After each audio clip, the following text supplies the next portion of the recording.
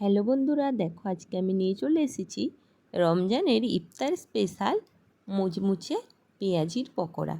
তো মুচমুচে এই পেঁয়াজিগুলো আমি কিভাবে বানিয়েছি সম্পূর্ণ ভিডিওটাই আমার দেওয়া আছে, তোমরা দেখে নাও।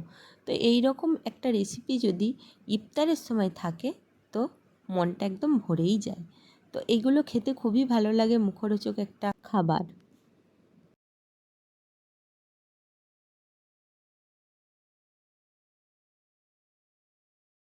এই পেঁয়াজিটা বানাবো আমি, পেঁয়াজের পকোড়া। পেঁয়াজি মানে পেঁয়াজের পকোড়া, পেঁয়াজ তো অবশ্যই লাগবে।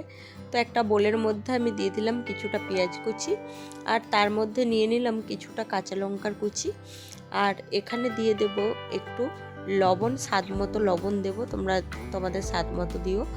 আর এখানে দিয়ে দিলাম একটু হলুদের গুঁড়ো আর একটু লঙ্কার গুঁড়ো দিয়ে এই উপকরণগুলোকে ভালো করে হাতে করে মাখিয়ে নেব।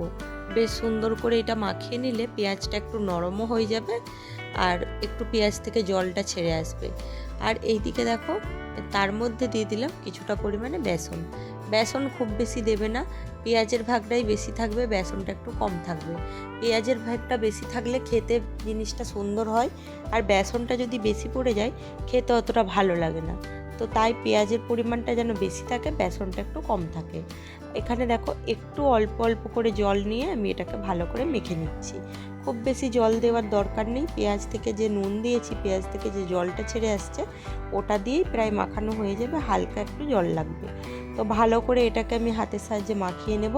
তারপর আমি এটা রেখে দেবো একটু।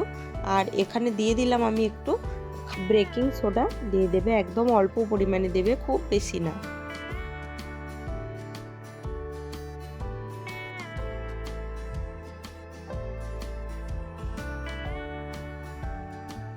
দেখো আমার এটা মাখানো হয়ে গেছে।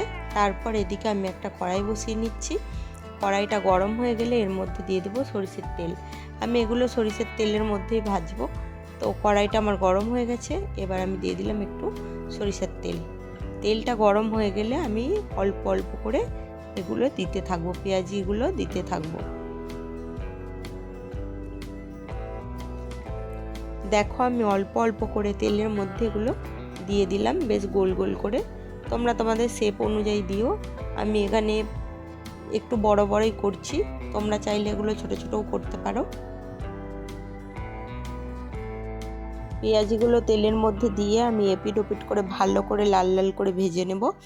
আর দেখো এক পাশটা হয়ে গেলে আর এক পাশটা উল্টে দেব। উল্টে দেওয়ার পরে একটা গ্লাসের পিছন ধার দিয়ে একটু থেতলে দেব।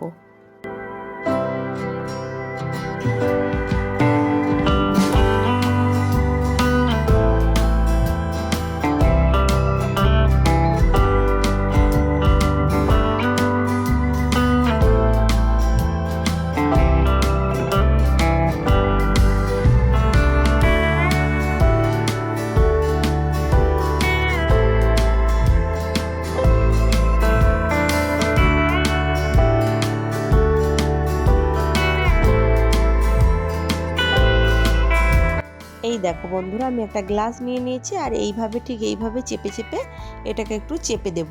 তাহলে কি হবে বলো তো, পেঁয়াজিটা খেতে খুব ভালো হবে। একটু এই ভেতরের যে নরম এটা, ওটা আরও ভালো করে ভাজা হয়ে যাবে আর বেশ মুচমুচে হবে।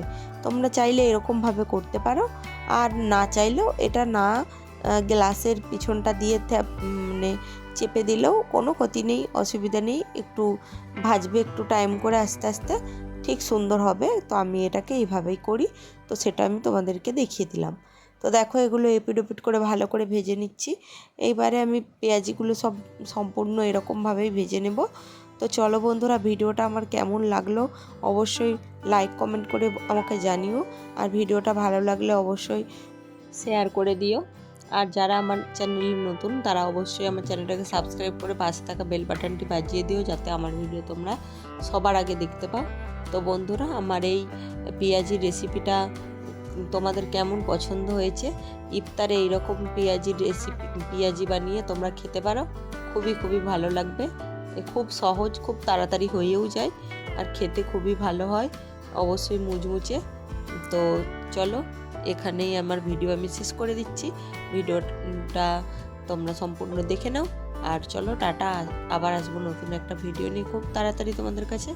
ততক্ষণ তোমরা খুব ভালো থেকো, সুস্থ থেকো আর সাবধানে থেকো। চলো বাই।